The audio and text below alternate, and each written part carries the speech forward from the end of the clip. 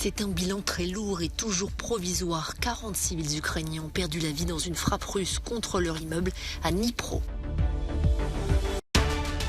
Le chef de Cosa Nostra, Matteo Messino Denaro, a été arrêté ce lundi à Palerme. Le mafieux le plus recherché d'Italie était en cavale depuis 30 ans.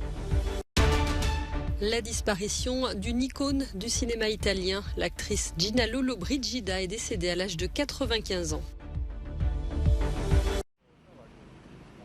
Le bilan de l'attaque russe contre un immeuble résidentiel à Dnipro en Ukraine continue de s'alourdir.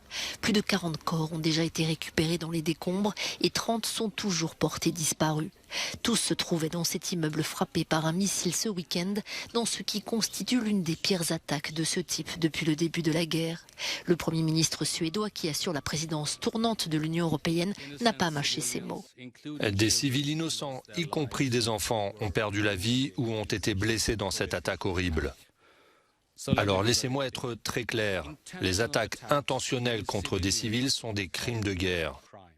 Les responsables de crimes de guerre devront rendre des comptes. Le Kremlin a mis 2 jours à réagir, avec son porte-parole démentant que son pays puisse être responsable de ce drame.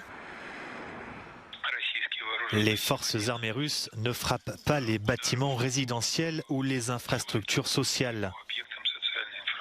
Elles frappent des cibles militaires qui sont évidentes ou camouflées. Face à la menace d'une nouvelle offensive russe d'ampleur, les Occidentaux intensifient leur aide militaire à l'Ukraine. Londres et Varsovie prévoient désormais de lui fournir des chars.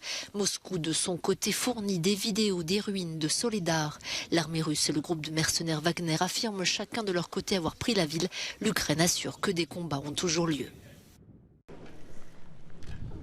La ministre allemande de la Défense, Christine Lambrecht, jette l'éponge. Sa démission n'est pas une surprise. Cette dernière était critiquée et sous pression depuis plusieurs mois, après une série de bévues et de déclarations jugées maladroites.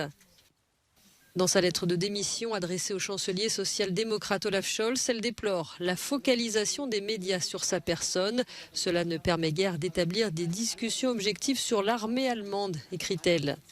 Son départ intervient alors que Berlin prévoit des investissements massifs pour moderniser son armée suite à la guerre en Ukraine. Christine Lambrecht avait été l'objet de vives critiques de Kiev en annonçant notamment l'envoi de milliers de casques quand le régime de Volodymyr Zelensky réclamait des armes lourdes. Plus récemment, sa vidéo de vœux de fin d'année avait également suscité de nombreuses railleries sur le fond comme sur la forme, des explosions de feux d'artifice rendant en partie inaudible son discours. Les jours de Lützerath sont désormais comptés. Les derniers militants écologistes qui occupaient ce village de l'ouest de l'Allemagne ont été délogés ce lundi par la police. Plus rien ne s'oppose donc à la destruction du site pour y étendre une mine de lignite à ciel ouvert. Cette décision avait mobilisé des milliers de militants pour le climat, dont la Suédoise Greta Thunberg. On continue la lutte parce que malheureusement le charbon, la lignite, ça continue en Allemagne. Le trou devient toujours plus grand et même si Lützerath, il n'y a plus de vie à Lützerath, les machines n'ont pas encore détruit Lützerath. Et puis on veut marquer un coup et dire qu'on continue la lutte, oui. Depuis mercredi, la police s'était mobilisée pour déloger les militants entre 15 000 et 35 000 personnes. Plusieurs manifestants ont accusé les forces de l'ordre d'avoir réprimé avec violence les rassemblements qui ont parfois dégénéré en affrontements, faisant plusieurs blessés.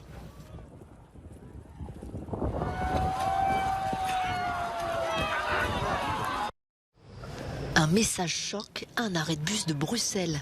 Les militants pour le climat n'hésitent plus à enlever les publicités des grandes marques de voitures pour afficher leur propre slogan. Une action coordonnée dans toute l'Europe et qui vise à mettre en évidence l'impact environnemental du secteur automobile. Ces grands véhicules surdimensionnés dont ils font la promotion sur les panneaux d'affichage de Bruxelles, ils ne mentionnent pas l'impact climatique dans leur publicité. Et donc c'est assez simple. Prenez l'ajout de la voiture, le message sur le climat. Les Français appellent cela le détournement de la publicité originale. À l'origine de cette action, les groupes Extinction Rebellion, Subvertiser International et le collectif d'artistes Brandalism. Plus de 400 panneaux publicitaires factices sont apparus à Londres, Berlin, Francfort ou encore Paris. Les militants disent vouloir une politique gouvernementale plus ferme pour réglementer la publicité des produits nuisibles à l'environnement. Dans le secteur des transports, seules de très faibles économies de CO2 ont été réalisées jusqu'à présent. Les statistiques parlent d'elles-mêmes, d'où des actions comme celle-ci à Bruxelles. Qui sont les acteurs du scandale de corruption qui secoue le Parlement européen? Le cerveau de l'affaire serait Pierantonio Panzeri, ancien eurodéputé aujourd'hui en prison. Il est accusé de corruption et de blanchiment d'argent. L'ex-parlementaire italien est soupçonné d'avoir lancé l'ONG Fight Impunity dans le but de payer de fortes sommes d'argent ou d'offrir des cadeaux à des personnalités capables d'influencer le Parlement européen. Francesco Giorgi est l'autre figure de ce scandale. Ancien assistant parlementaire de Pierantonio Panzeri, sa déposition auprès des enquêteurs indique que ce système de corruption aurait débuté en 2018 lorsque son eurodéputé a décidé de travailler pour le Qatar. Il l'affirme car il agissait en tant qu'interprète pour Pierantonio Panzeri qui ne parle qu'italien. Francesco Giorgi est lui aussi en détention. L'assistant parlementaire est pacsé depuis 2016 avec l'eurodéputée grecque Eva Kaili, déjà membre du Parlement européen lors de leur rencontre. Elle a gravi les échelons politiques pour devenir vice-présidente de l'hémicycle. Bénéficiant de l'immunité parlementaire, la seule façon de l'arrêter était de la prendre en flagrant délit. Ce fut chose faite le 9 décembre lorsque la police a découvert dans son appartement 150 000 €. Elle est actuellement en prison. Son père, arrêté lui aussi le mois dernier avec une valise pleine de cash, a finalement été libéré dans les heures qui ont suivi son interpellation. Niccolò Figa Talamanca est lui aussi impliqué dans le scandale. Il est le secrétaire général d'une autre ONG, No Peace Without Justice, par laquelle aurait circulé l'argent des pays prétendument corrupteurs. La justice belge a annulé la décision de le laisser en liberté avec un bracelet électronique.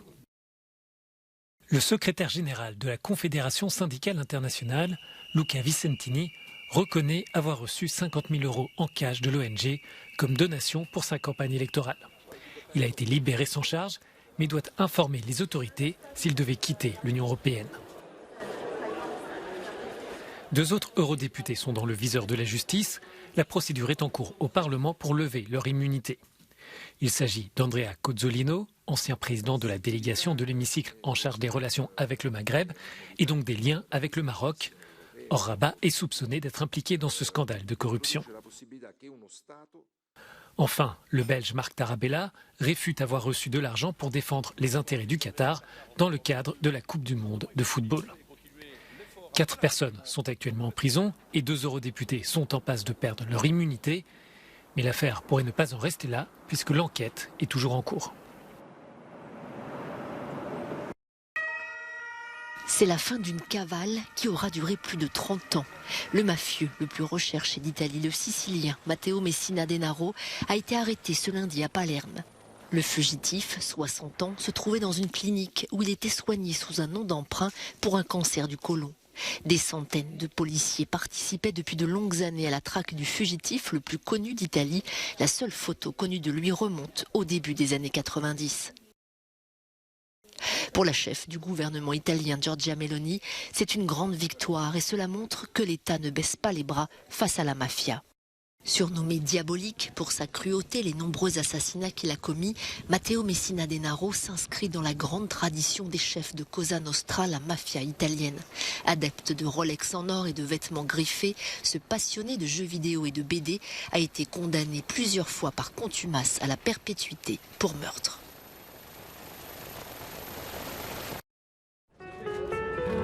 Elle avait dû attendre 2018 pour décrocher son étoile à Hollywood.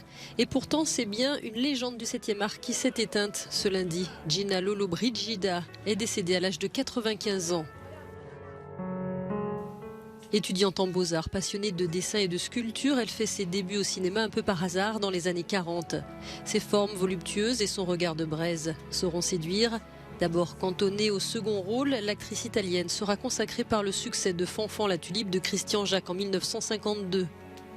Elle jouera ensuite avec les plus grands, de Frank Sinatra à Sean Connery en passant par Yul Brynner ou Humphrey Bogart. Après un passage aux États-Unis, elle finira par rentrer en Italie. Dans les années 80, elle revient à ses premières amours en se consacrant à la photographie et à la sculpture. Sa seule déception, ne jamais avoir trouvé l'âme sœur, avait-elle confié à Vanity Fair en 2007.